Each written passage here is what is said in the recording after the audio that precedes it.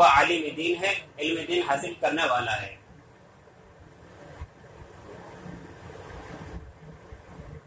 علم دین کی وجہ سے اللہ رب العزت نے قوم کے اندر، برادری کے اندر، انسانوں کے اندر کہا کہ ایک امتیازی شان بنائی ہے۔ میں آپ کو بتاتا چلوں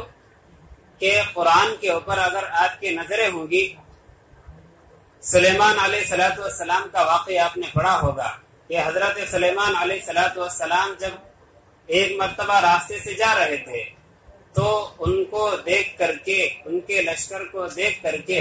ایک چونٹی نے یہ اعلان کیا تھا کہ یا ایھا النمل ادخلوا مساکنکم لا یحطمنکم سلیمان وجنودہ وہم لا یشعرون، کہ چونٹیوں تم اپنے دل کے اندر چلے جاؤ، سلیمان علیہ السلام کا لشکر آ رہا ہے، کہیں وہ لا شعور کی وجہ سے تم کو روند نہ دے، کھوندل نہ دے۔ اس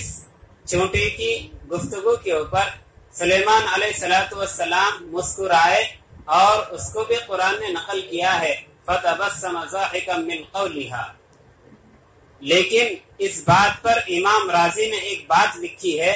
کہ جس چونٹی کو اس بات کا علم تھا کہ سلیمان علیہ السلام اور ان کا جو ساتھ میں لشکر تھا وہ لشکر لا شعوری کی وجہ سے ہم کو روند سکتا ہے، یعنی جان بوجھ کر نہیں روند سکتا،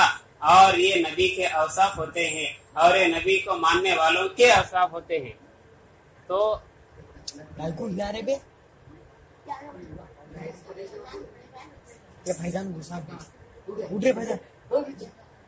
امام راضی نے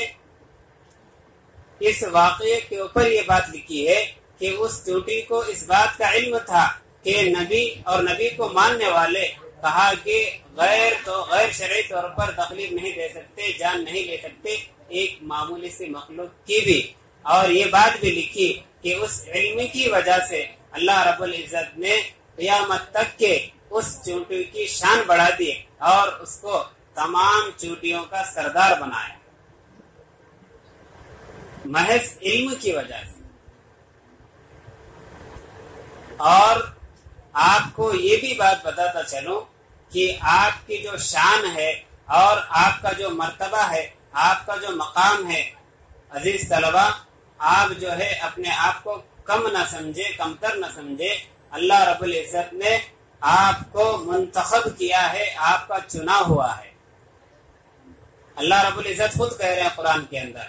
ثم اورثنا الکتاب الذین اصطفینا من عبادنا، کہ ہم نے ہماری کتاب کے لیے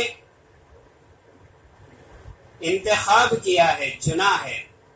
کن لوگوں میں سے؟ الذین اصطفینا من عبادنا، جو ہم میں سے، جو ہمارے بندوں کے اندر سے خاص تھے، ان کا ہم نے چناؤ کیا ہے، انتخاب کیا ہے۔ دنیا میں بسنے والے ہر انسان صبح کرتا ہے،